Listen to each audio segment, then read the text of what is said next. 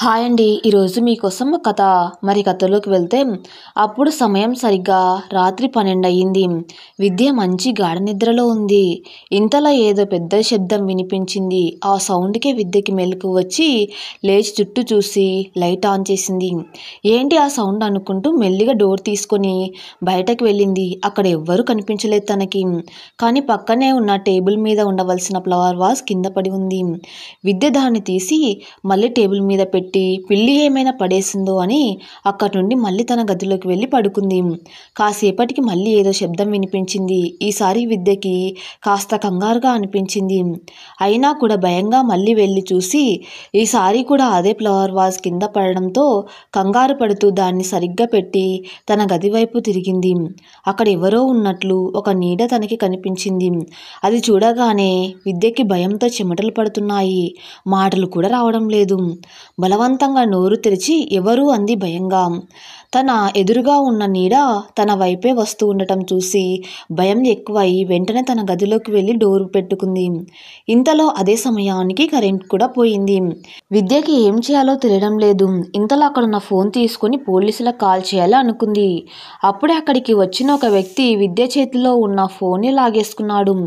విద్యకి చీకట్లో ఏం కనిపించడం లేదు. భయంతో ఎవరు నువ్వు, నీకేం కావాలి అంటూ అరుస్తూ ఉంది. కానీ అతని నుండి ఎలాంటి సమాధానం లేదు. విద్య కాస్త గట్టిగా అరే ఎవరు అంటే ఏం మాట్లాడవు ఏంటి అంటూ అడుగు కాస్త ముందుకు వేసింది. ఇంతలో కరెంటు వచ్చింది. కానీ అక్కడ ఎవరూ లేరు. పైగా తన రూమ్ గది డోర్ వేసి ఉంది. విద్య డోర్ దగ్గరికి వెళ్ళి ఓపెన్ చేయడానికి వెళ్ళింది. కానీ అది బయట నుండి లాక్ చేశారు. విద్య గట్టిగా అరుస్తూ ఎవర్రా నువ్వు, నీకేం కావాలి చెప్పు, దొంగ అయితే నీకేం కావాలో తీసుకొని వెళ్ళిపో అంటుంది భయంతో. ఇంతలో బయట నుండి ఎవరో మాట్లాడుతున్న శబ్దం వినిపించి డోర్ దగ్గరికి వెళ్ళి వింటుంది. బయట వాళ్ళు ఎవరికో ఫోన్ చేసి అన్న మనకు కావాల్సినది ఇక్కడ ఉంది, మీరు తొందరగా రండి అని మాట్లాడుతూ ఉన్నాడు. అది వినగానే విద్యకి కాళ్ళు చేతులు ఆడటం లేదు. చాలా భయంగా అనిపిస్తూ ఉంది. మనసులో అందరి దేవుళ్ళను ప్రార్థిస్తూ ఉంది. ఇంతలో విద్య చూపు పక్కనే ఉన్న వాళ్ళ అమ్మ ఫోటో పైన పడింది. వెంటనే వెళ్ళి ఆ ఫోటోని తీసుకొని అమ్మ అంటూ ఏడుస్తూ ఉంది. విద్య మనసులో ఎన్నో అనుమానాలు వస్తున్నాయి. కానీ వేటికి తనకి సమాధానం తెలియడం లేదు. అప్పుడే పొద్దున వాళ్ళ అమ్మ చెప్పిన మాటలు గుర్తుకు వచ్చాయి. కొన్ని గంటల ముందు అమ్మ విద్య లే తల్లి, ఇంకా ఎంతసేపు పడుకుంటావు, అవతల ట్రైన్ టైం అవుతుంది అంటూ పిలుస్తూనే ఉంది మాలతి. మాలతి మాటలు విన్న విద్య బద్ధకంగా లేచి కూర్చొని ఏంటి అమ్మ సండే కూడా నన్ను పడుకోనివ్వు అంటుంది. అది కాదు తల్లి, ఇప్పటికీ మీ మామయ్య చాలాసార్లు కాల్ చేశాడు బయలుదేరాలా అని. విద్య మెల్లిగా అమ్మ నీకు చెప్పానుగా నేను రాలేను అని, నువ్వు వెళ్ళు, మళ్ళీ ఎందుకు ఇవన్నీ, అలా అంటే ఎలా తల్లి, మీ బావ ఎంగేజ్మెంటు, నువ్వు లేకపోతే ఎలా, రామ్మ పొద్దునే వచ్చేద్దాం. అబ్బా అమ్మ, నేను రేపు ఆఫీస్లో ప్రాజెక్ట్ సబ్మిట్ చేయాలి, అర్థం చేసుకో అంటుంది కాస్త చిరాకుగా. విద్య అలా అనేసరికి మాలతి కాస్త బాధపడి అక్కడి నుండి వెళ్ళిపోయింది. మాలతి అలా వెళ్ళటం చూసి విద్యకు కూడా బాధగా నన్ను క్షమించు అమ్మా, అక్కడికి వస్తే మామయ్య నాతో ప్రవర్తించే తీరు నాకు నచ్చదు. అలాంటి కుక్క దగ్గరికి రావటం కంటే ఇంట్లో ఉండి చావడం మంచిది. అయినా అలాంటి నీచుడి గురించి నీకు చెప్పి నిన్ను బాధ పెట్టలేను. ఇప్పటికే నాన్న చనిపోయాక నువ్వు నా కోసం నీ చిన్న చిన్న ఆనందాలు కూడా వదిలేశావు నా కోసం. అందుకే అలాంటి వాళ్ళ గురించి నీకు చెప్పి నిన్ను బాధ పెట్టలేను అనుకుంటూ ఫ్రెష్ అవ్వడానికి వెళ్ళింది. కాసేపటికి మాలతి రెడీ అయ్యి విద్య కోసం గదిలోకి వచ్చింది. కానీ లేదు, తాను వాష్రూమ్లో ఉంది అని మాలతి బయటకు వచ్చి కిచెన్లోకి వెళ్ళింది. కొంచెం సేపటికి విద్య రెడీ అయ్యి మాలతి కోసం వచ్చింది. తాను కిచెన్లో ఏదో చేయటం చూసి అమ్మా నీకెందుకు ఇవన్నీ, నేను చేసుకుంటానుగా, నువ్వు ఇలా రా, నీకు లేట్ అవుతుంది అంటూ మాలతి చేతిని పట్టుకుంది. మాలతి నువ్వేం చేసుకుంటావో నాకు బాగా తెలుసు, కానీ టిఫిన్ పెడతాను రా అంటుంది. అమ్మ ఏంటి నువ్వు ఇప్పటి వరకు ఏమో లేట్ అవుతుంది అని హడావిడి చేసి ఇప్పుడు ఏంటి ఇలా నార్మల్గా ఉన్నావు, నిజంగానే ట్రైన్ టైం అవుతుంది, నేను వెళ్ళడం లేదు విద్య, మీ మామయ్య వాళ్ళకి కాల్ చేసి చెప్పు అంటుంది మాలతి. ఆ మాట వినగానే విద్య బాధగా అమ్మ ఎందుకు ఇలా చేస్తున్నావు, నిజంగానే వర్క్ ఉంది, లేదంటే నిన్ను ఒక్కదాన్నే పంపిస్తానా చెప్పు, అర్థం చేసుకోమా, మంచి మాలతి కదా అంటూ తన గడ్డం పట్టుకుని బతిమలాడుతూ ఉంది. విద్య అలా అనేసరికి మాలతి నవ్వుతూ సరే కానీ జాగ్రత్తగా ఉండు, నేను ఎలాగైనా నైట్ వరకు రావటానికి చూస్తాను, అమ్మ నా గురించి నువ్వు మరింత కంగారు పడకు. కావాలి అంటే నేను అను అక్కని రమ్మని చెప్తాను కానీ నువ్వు మాత్రం కంగారు పడి వచ్చేయకు అంటుంది. కంగారు ఏం లేదు విద్య, అక్కడ ఎంగేజ్మెంట్ అవ్వగానే మళ్ళీ బస్సు ఎక్కుతాను అంటుంది. సరే అమ్మా నీ ఇష్టం కానీ నా కోసం అక్కడ అందరినీ కంగారు పెట్టకు. సరే అంటూ మాలతి విద్యకి టిఫిన్ తినిపిస్తూ నేను సాయంత్రం వచ్చినా కూడా నువ్వు మాత్రం అనుని ఇక్కడికి రమ్మని చెప్పు, ఒక్కదానివే మాత్రం ఉండొద్దు అంటుంది. అమ్మ ఎందుకు నీకింత భయం? అసలు స్ట్రాంగ్ ఉండాలి అని నాకు అయితే చెప్తావు కానీ మరి నువ్వెందుకు ఇలా ఉంటావు? మాలతి విద్య అడిగిన దానికి చిన్నగా నవ్వుతూ, ఎందుకు అంటే నాకు ఏమైనా అయితే చూసుకోవటానికి నువ్వు ఉంటావు కానీ నీకేమైనా అయితే నేను అసలు బతికి ఉండలేను. అందుకే నీ దగ్గర ఉన్నంత వరకు నేను చాలా స్ట్రాంగ్ కానీ నీకు దూరంగా వెళ్ళాల్సి వస్తే అంటూ ఆపేసింది. మాలతి బాధను అర్థం చేసుకున్న విద్య, అమ్మ నువ్వు కంగారు పడకు, నేను బాగానే ఉంటాను, అయినా ఒక్కరోజేగా. మాలతి ఒక్క రోజులో ఏమైనా జరగవచ్చు తల్లి, అసలే బయట పరిస్థితిని చూస్తుంటే ఇంకా ఎక్కువ భయంగా ఉంది నాకు. నీకు 3 ఏళ్ళు ఉన్నప్పుడే మీ నాన్న మనకు దూరం అయ్యారు. అప్పుడు నాకు 19 సంవత్సరాలు. అప్పటి నుండి నువ్వే నా ప్రపంచం. మీ అమ్మమ్మ నన్ను మళ్ళీ పెళ్లి చేసుకో అని ఎన్నోసార్లు నా మీద ఒత్తిడి తీసుకువచ్చింది కానీ నీకు దూరం అయ్యి ఎలాంటి నిర్ణయం నేను తీసుకోలేను తల్లి. మీ నాన్న ప్రేమకు మిగిలిన చివరి జ్ఞాపకం నువ్వు. అందుకే నిన్ను నా ప్రాణం కన్నా ఎక్కువగా కాపాడుకుంటున్నాం. ఎన్ని కష్టాలు ఎన్ని అవమానాలు ఎదురుకైనా తట్టుకొని నిలబడ్డాను అంటే అది కేవలం నీ వల్లే తల్లి అంటూ విద్య చేతిని పట్టుకొని కన్నీళ్లు పెట్టుకుంది. విద్య కూడా మాలతి చెప్పింది విని బాధగా తనని హగ్ చేసుకొని, నా సంతోషం కోసం నువ్వు ఎన్నో బాధలు పడ్డావమ్మా, కానీ ఇంకా మీదట నేను నిన్ను సంతోషంగా చూసుకుంటాను అంటుంది ఏడుస్తూ. విద్య బాధను చూసి మాలతి తనని తాను కంట్రోల్ చేసుకొని, సరే సరే ఇంకా నువ్వు బాధపడకు, జాగ్రత్తగా ఉండు అంటుంది. విద్య కన్నీళ్లు తుడుచుకొని మాలతిని తీసుకొని బస్టాండ్కు వెళ్ళింది. మాలతికి ఎందుకో భయంగా అనిపిస్తూ ఉంది విద్యని వదిలి వెళ్ళాలి అంటే, కానీ తన మొహంలో కంగారు చూస్తే విద్య బాధపడుతుంది అని తనకి అది కనిపించకుండా నవ్వుతూ చూస్తూ ఉంది. ఇంతలో బస్ స్టార్ట్ అయింది. విద్య నవ్వుతూ మాలతిని చూస్తూ ఉంది. మాలతి కూడా విద్యకి అన్ని జాగ్రత్తలు చెప్తూ ఉంది. ఇంతలో బస్ మూవ్ అయింది. బస్ వెళ్ళగానే విద్య కూడా ఇంటికి వచ్చింది. మొదటిసారి మాలతి లేకుండా తాను ఇంట్లో ఉండటం అది తనకి ఏదో వేకతిగా ఉంది, అస్సలు బాగలేదు. కానీ ఏం చేయలేక చుట్టూ చూస్తూ సోఫాలో కూర్చొని పేపర్ చదువుతూ ఉంది. ఇంతలో మాలతి నుండి ఫోన్ రావటం చూసి నవ్వుతూ ఫోన్ లిఫ్ట్ చేసింది. విద్య ఇంటికి జాగ్రత్తగా వెళ్ళావా అని అడుగుతుంది మాలతి. విద్య నవ్వుతూ, ఏంటి అమ్మా అప్పుడే ఫోన్ చేయడం మొదలుపెట్టావా? మాలతి, అదేం లేదు, ఊరికి వెళ్ళావో లేదో అని కాల్ చేశాను. వద్దు అంటే చెయ్యనులే అంటుంది చిన్నపిల్లల అలిగి. అబ్బో మా మాలతికి అలగడం కూడా తెలుసా అంటుంది నవ్వుతూ. అమ్మ నువ్వు నా గురించి ఆలోచించకుండా ఫంక్షన్ని ఎంజాయ్ చెయ్యి, నాకేమైనా కావాలంటే అడుగుతాను, ఇప్పుడు నేను ఆఫీస్కి వెళ్ళాలి, వచ్చాక కాల్ చేస్తాను అంటుంది. మాలతి సరే అని కాల్ కట్ చేసి ఆలోచిస్తూ ఉంది. కాసేపటి తర్వాత విద్య రెడీ అయ్యి ఆఫీస్కి బయలుదేరింది. ఆఫీస్లో వర్క్ అంతా చూసుకొని లంచ్ టైంలో అన్నుకి కాల్ చేసింది. అను విద్య నెంబర్ చూసి లిఫ్ట్ చేసి, చెప్పు విద్య, చాలా రోజులకు నేను గుర్తుకు వచ్చాను, ఏంటి సంగతి అంటుంది. ఏం లేదక్క, అమ్మ మామయ్య కూతురు ఎంగేజ్మెంట్కి వెళ్ళింది, సాయంత్రం నువ్వు కూడా నాతో ఇంటికి వస్తావా అని అడగటానికి కాల్ చేశాను అంటుంది. అవునా, మరి నువ్వెందుకు వెళ్ళలేదు విద్య? అయినా ఆంటీ నిన్ను ఒక్కదాన్ని ఎలా ఉండనిచ్చారు ఇక్కడ? అదేం లేదు అక్క, ఆఫీస్లో వర్క్ ఉందని పెళ్ళికి వస్తాను కానీ ఇప్పుడు రాలేను అంటే సరే అని వెళ్ళింది. అవునా, వస్తాను విద్య, కానీ చిన్న పని ఉంది, అది చూసుకొని నైట్ వరకు వచ్చేస్తా అంటుంది అను. విద్య నవ్వుతూ, థ్యాంక్ యూ అక్క, నేను నీకోసం వెయిట్ చేస్తూ ఉంటాను అని కాల్ కట్ చేసింది. అలా విద్యకి ఆఫీస్ వర్క్ అయ్యేసరికి నైట్ 7 అయ్యింది. అబ్బా ఇంత లేట్ అయ్యింది అనుకుంటూ బయటికి వెళ్ళి స్కూటీని స్టార్ట్ చేసింది. అక్క ఇప్పటికే ఇంటికి వచ్చిందో ఏంటో అనుకుంటూ వెళ్తూ ఉంది. ఇంతలో ఒక్కసారిగా వాతావరణం అంతా చల్లగా మారింది. ఆకాశాన్ని మొత్తం నల్లటి మేఘాలు కమ్మేశాయి. వామ్మో ఏంటి ఇంత సడన్గా వెదర్ ఇలా అయింది, ఇప్పుడు కనుక వర్షం మొదలైతే అస్సలు ఆగేలా లేదు అనుకుంటూ స్కూటీ వేగం పెంచింది. ఎలాగో అలా వర్షం పడకముందే విద్య ఇంటికి వచ్చింది. లోపలికి వెళ్ళి అమ్మయ్య తప్పించుకున్నాను అనుకుంటూ అణుకు కాల్ చేసింది. అను ఫోన్ లిఫ్ట్ చేసి, సారీ విద్య, నేను రాలేను, ఇప్పుడు సడన్గా నా కొలీగ్కి హెల్త్ పాడైంది, అందుకే తన డ్యూటీ నాకు వేశారు, అందుకే రాలేను అంటుంది. విద్య ఇంకేం మాట్లాడకుండా సరే అక్క అని నీరసంగా కాల్ కట్ చేసింది.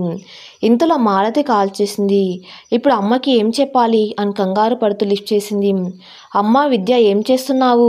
చాలాసేపటి నుండి కాల్ చేస్తున్నా, నాట్ రీచబుల్ అని వస్తుంది. అదేం లేదమ్మా, ఈరోజు ఎక్కువ వర్క్ ఉంది, అందుకే ఫోన్ని ఆఫ్ చేశాను అంటుంది. అదేంటి విద్య, సండే ఆఫీస్ ఏంటి అంటుంది. చెప్పానుగా అమ్మ, ప్రాజెక్ట్ ఉంది అని, అందుకే వెళ్ళాను. అవునా, సరే, ఇంతకీ అనుకి కాల్ చేసావా, వచ్చిందా అని అడుగుతుంది. మాలతి అలా అడగగానే విద్య కంగారుగా ఏం చెప్పాలో తెలియక, హా అమ్మ, చేశాను, అక్క ఇప్పుడే ఆఫీస్ నుండి బయలుదేరింది అంట, ఇంకో గంటలో వస్తుందని చెప్పింది. అవునా, మరి వంట ఏం చేస్తావు అని అడిగింది మాలతి. అబ్బా అమ్మ, నా సంగతి వదిలే కానీ ఎంగేజ్మెంట్ ఎలా జరిగిందో చెప్పు. మాలతి నవ్వుతూ, చాలా బాగా జరిగింది తల్లి, అందరూ నీ గురించి అడిగారు, ఇంకా మీ అమ్మమ్మ అయితే నీ పెళ్లి గురించి కూడా మాట్లాడుతూ ఉంది. మీ మామయ్య కూడా నువ్వు రాలేదు అని తను చాలా ఫీల్ అయ్యాడు. ఆ మాట వినగానే విద్య కోపం వచ్చి, సరే అమ్మా, నేను ఇంకా ఉంటాను, వంట చేసుకోవాలి అంటుంది. మాలతి సరే అమ్మా, అనురాగానే నాకు కాల్ చేయని కట్ చేసింది. విద్య ఆలోచిస్తూ ఉండిపోయింది. అలా తనకి తెలియకుండానే నిద్రలోకి వెళ్ళిపోయింది. చాలాసేపటి తర్వాత మళ్ళీ ఫోన్ మోగటంతో ఆ సౌండ్కి నిద్ర లేచింది విద్య. అప్పటికే ఇల్లు అంత ఖాళీగా ఉంది, పైగా బయట ఫుల్లు వర్షం, ఉరుములు మెరుపులు పిడుగులు పడతాయన్నట్లు పెద్ద పెద్ద శబ్దాలు. అవి అన్నీ వినగానే విద్యకి ఒక్కదాన్నే ఉన్నాననే భయం మొదలైంది. మెల్లిగా ఫోన్ తీసుకొని టైం చూసింది, 10 అయ్యింది. తర్వాత మాలతి కాల్ చేయటం చూసి తనకు కాల్ చేసింది. మాలతి కంగారుగా ఫోన్ లిఫ్ట్ చేసి, విద్య, అను అక్క వచ్చిందా అని అడిగింది. మాలతి కంగారు చూసి, విద్య, హా వచ్చింది అమ్మా అని అబద్ధం చెప్పింది. ఆ మాట విని మాలతి కాస్త కుదుటపడి, వంట ఏం చేశావు, తిన్నావా అని అడిగింది. విద్య ఏం చెప్పాలని ఆలోచించి, నేనేం చెయ్యలేదు అమ్మా, అను అక్క బయట నుండి తీసుకువచ్చింది. అవునా, ఒకసారి అనుకు ఫోన్ ఇవ్వు అంది. అంతే, విద్యకి టెన్షన్ మొదలైంది, ఏం చెప్పాలో తెలియడం లేదు. ఏమైంది విద్య, అక్కకి ఫోన్ ఇవ్వు అంటుంది మళ్ళీ మాలతి. అది అమ్మా, అక్క పడుకుంది అని మళ్ళీ అబద్ధం చెప్పింది. అదేంటి, అప్పుడే నిద్రపోయిందా అని అనుమానంగా అడిగింది. అవునమ్మా, ఆఫీస్ వర్క్ ఎక్కువైందంట, అందుకే తొందరగా పడుకుంది. అయినా నువ్వు కూడా బాగా అలసిపోయావుగా, పడుకో అని ఇంకేం మాట్లాడకుండా కాల్ కట్ చేసింది. అలా ఆలోచిస్తూ ఉండగానే డోర్ బయట నుండి ఎవరో మాట్లాడుతున్న సౌండ్ వినిపిస్తూ ఉంది విద్యకి. అది విని భయంగా, ఎవరు నువ్వు, నీకేం కావాలి అంటూ డోర్ని గట్టిగా కొడుతూ ఉంది. అయినా కూడా వాళ్ళ దగ్గర నుండి ఎలాంటి సమాధానం లేదు. మళ్ళీ బయట నుండి, అరే మనకు కావాల్సింది దొరికింది, మీరందరూ నేను చెప్పిన అడ్రస్కి తొందరగా రండి, ఈరోజు మనకి పండగే అంటూ గట్టిగా నవ్వుతాడు. ఆ మాట వినగానే విద్య గుండె ఆగినంత పనైంది. ఏం చేయాలో తెలియడం లేదు, తల అంతా తిరుగుతున్నట్లు అయింది. ఎలాగైనా ఇక్కడి నుండి బయటకు వెళ్ళాలి అని ఆలోచిస్తూ చుట్టూ చూసింది. వెంటనే ఒక ఆలోచన వచ్చి బాత్రూంలోకి వెళ్ళి అక్కడ ఉన్న వెంటిలేటర్ నుండి బయటకు వెళ్ళాలి అని అనుకొని చాలా కష్టపడి అక్కడ ఉన్న గ్లాస్ని పగలగొట్టింది. ఆ సౌండ్ విన్న బయట ఉన్న వ్యక్తి వెంటనే లోపలికి వచ్చాడు. అప్పటికే విద్య బయటకు దూకేసింది. అతను కంగారుగా బయటకు వెళ్ళి తనని పట్టుకోవాలని పరిగెత్తాడు. కానీ అప్పటికే అక్కడికి వచ్చిన ఇంకా 3 విద్యని పట్టుకుని బలవంతంగా లోపలికి తీసుకుని వెళ్ళారు. విద్య ఏడుస్తూ, ఎవరు మీరు, నన్ను వదలండి, మీకు దండం పెడతాను అంటూ ఏడుస్తూ వాళ్ళని అడుగుతూ ఉంది. వాళ్ళలో ఒకడు, ఎక్కడికే నువ్వు పోయేది, అయినా నువ్వు పోతే మాకు ఇక్కడ ఇంకేం పనే అంటూ తనని సోఫాలో పడేశారు. విద్య వాళ్ళని చూసి భయంతో, ప్లీజ్ నన్ను ఏం చేయకండి, మీకేం కావాలన్నా తీసుకొని వెళ్ళండి, అంతేకాని నన్ను మాత్రం ఏం చేయకండి అంటూ భయంగా దీనంగా అడుగుతూ ఉంది. కానీ ఆ రాక్షసులు యుద్ధం మీదకి రావటానికి ముందు నేను అని గొడవపడుతూ ఉన్నారు. విద్య అదని అనుకుని ఒక్కసారిగా వాళ్ళను తోసేసి పక్కనే ఉన్న రూమ్లోకి వెళ్ళి డోర్ వేసుకుంది. ఇది అంతా రెప్పపాటు కాలంలో జరిగిపోయింది. అది చూసిన ఒకడు, రే ఏం చేస్తున్నారా మీరు, ఇలా గొడవ పడటం వల్ల ఏం లాభం లేదు, ముందు దాన్ని బయటకు తీసుకురండి, ఒకరి తర్వాత ఒకరం ఎంజాయ్ చేద్దాం అంటాడు కన్నింగా నవ్వుతూ. అది విని అందరూ గట్టిగా నవ్వుతూ విద్య ఉన్న గది దగ్గరికి వెళ్ళి, నువ్వు బయటికి వస్తే నొప్పి లేకుండా పని జరిగిపోతుంది, లేదంటే నీ పరిస్థితి దారుణంగా మారుతుంది అంటూ గట్టిగా డోర్ కొడతాడు. విద్య ఏడుస్తూ, ప్లీజ్ నన్నేం చేయకండి, మీకు దండం పెడతాను అంటూ అక్కడే మోకాళ్ళ మీద కూర్చొని అడుగుతుంది. ఇంతలో బయట ఉన్న ఒకడు, రే ఇంకా ఎంతసేపు రా బావా, ఇంకా ఆగడం నా వల్ల కాదు, డోర్ని పగలగొట్టండి అంటాడు. అది విన్య విద్య కంగారుగా వచ్చేస్తున్నారు, ఇప్పుడు ఏం చేయాలి అని అనుకుంటూ పక్కనే ఉన్న టేబుల్ డోర్కి అడ్డంగా పెట్టింది. ఇంతలో వాళ్ళు డోర్ని పగలగొట్టే పనిలో పడ్డారు. విద్య ఆ సౌండ్ విని కంగారు పడుతూ ఏం చేయాలి అని ఆలోచిస్తూ ఉంది. ఇంతలో చిన్నప్పుడు మాలతి చెప్పిన మాటలు గుర్తుకు వచ్చింది. అమ్మ విద్య, మనం సమస్యల్లో ఉన్నప్పుడు బయటపడ్డాము, కంగారు పడ్డాము అంటేనే సగం ఓడిపోయామని. అదే ఆ సమస్యను చూసి నేను దాన్ని ఎదుర్కోగలను అనే ధైర్యం మనలో ఉంటే మనం సగం గెలిచినట్లే. నిజానికి భయంగాను కంగారుగాను ఉంటే మన మెదడు పనిచేయదు. ఎదురుగా పరిష్కారం ఉన్నా కూడా దాన్ని మనం చూడలేము. అందుకే అంటారు, మనిషి ఎదురుగా కోపంగా ఒక పులి ఉన్నా కూడా ఆలోచించే సత్తా ఉంటే ఆ పులిని మంచిగా చేసుకుని దాని మీద స్వారీ చేయగలడు. అందుకే ఆవేశంగా కంగారుగా భయంగా కాదు, ఆలోచించు, పరిష్కారం దొరుకుతుంది. ఆ మాటలు గుర్తుకు రాగానే విద్య కాసేపు కళ్ళు మూసుకొని ఆలోచిస్తూ ఉంది. అప్పుడే తనకి ఒక విషయం గుర్తుకు వచ్చింది. మాలతి తన బర్త్డేకి ఇచ్చిన వాచ్ కమ్ ఫోన్. వెంటనే దానికోసం వెతుకుతూ ఉంది. ఇంతలో బయట నుండి వాళ్ళు డోర్ని పగలగొడుతూ ఉన్నారు.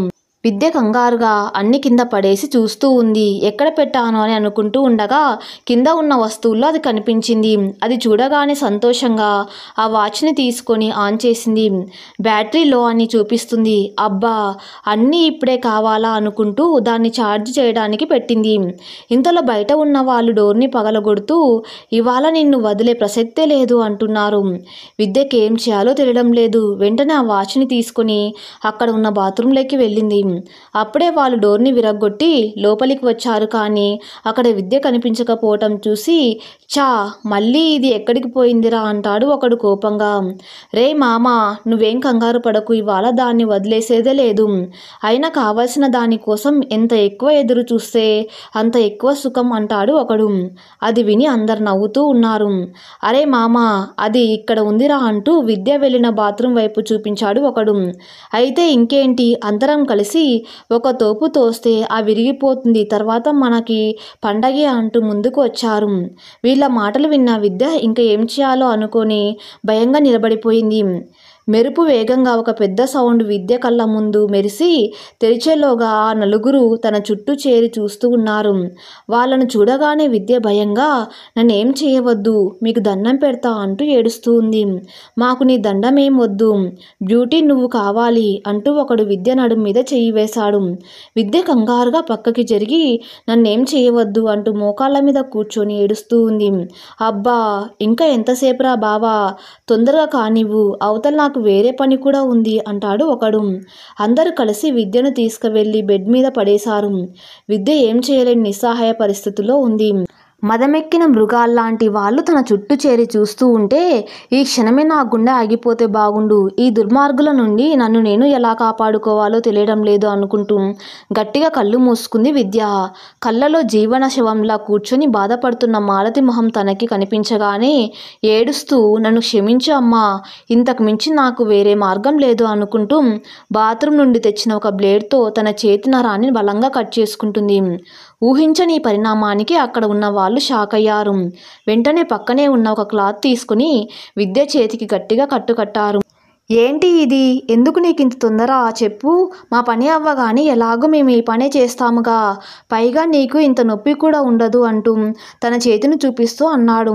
మీలాంటి వారి చేతిలో నా ప్రాణాలు పోవటం కంటే నా చేతిలో నేను ప్రాణం తీసుకుంటే నాకెంతో హ్యాపీగా ఉంటుంది అంటూ బ్లేడ్తో మరో చోట కట్ చేసుకోవాలని చూసింది. కానీ అది గమనించిన వాళ్ళు విద్య చేతిలో ఉన్న బ్లేడ్ తీసుకుని కొంచెం ఆగు బుజ్జి అంటూ తన పక్కనే కూర్చున్నాడు. విద్య వాళ్లకు దూరంగా జరగాలని ఎంతగానో చూసింది. కానీ 4 మృగాల మధ్య తన బలం సరిపోవటం లేదు. అయినా కూడా విద్య ఆశను వదులుకోలేదు. రే, ఇంకా నేను ఆగలేనురా అంటూ ఒకడు తన షర్ట్ తీసేసి విద్య మీదకి వస్తున్నాడు.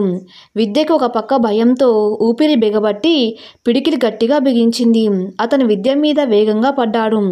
విద్య అరుస్తూ ఎలాగైనా నన్ను నేను కాపాడుకోవాలి అనుకుంటూ తనలో ఉన్న బలమంతా కూడగట్టుకొని అతని కడుపులో ఒకటి ఇచ్చింది. అంతే, అతను నొప్పికి తట్టుకోలేక గట్టిగా అరుస్తూ కింద పడ్డాడు. అది చూసి ఒకడు విద్య జుట్టును పట్టుకుని, నీకెంత ధైర్యం ఉంటే నువ్వు ఇలా చేస్తావే అంటూ తన చెంప మీద గట్టిగా కొట్టాడు. ఆ దెబ్బకి విద్య నోటి నుండి రక్తం కారుతూ ఉంది. అరే, దీన్ని ఇలా ఉంచడం మనకి మంచిది కాదు, వెంటనే తనని మంచానికి కట్టండి అంటారు కోపంగా చూస్తూ. వాళ్ళు సరే అని విద్యని బలవంతంగా మంచం మీద పడుకోబెట్టి కాళ్ళు చేతులు దానికి కట్టేశారు. ఇప్పుడు ఏం చేస్తావో మేం చూస్తామే అంటూ నవ్వుతూ ఉన్నారు. జరుగుతుంది చూస్తుంటే విద్యలో తప్పించుకోగలననే ఆశ కొద్ది కొద్దిగా పోతుంది. ఏం చేయలేని పరిస్థితుల్లో ఏడుస్తూ ఉంది. ఇంతలో ఒకడు సగం నగ్నంగా తన ముందుకు వచ్చి నిలబడ్డాడు. తనని అలా చూడగానే భయం 1000 రెట్లు పెరిగింది. కాళ్ళు చేతులు వణుకుతూ ఉన్నాయి. ఏడుస్తూ కాపాడండి అంటూ గట్టిగా అరుస్తూ ఉంది. విద్య ఏడుపుని చూసి నవ్వుతూ, అబ్బా తొందరగా కానివ్వురా బాబు, ఇప్పటికే చాలా టైం వేస్ట్ చేశాము అంటాడు. విద్య ఏం చెయ్యలేని తన పరిస్థితిని చూసుకొని బాధగా ఏడుస్తూ ఉంది. ఇంతలో ఎవరో వచ్చిన సౌండ్ విని అందరిలో భయం మొదలైంది. కానీ విద్య మొహంలో ఒక్కసారిగా నవ్వు కనిపించింది.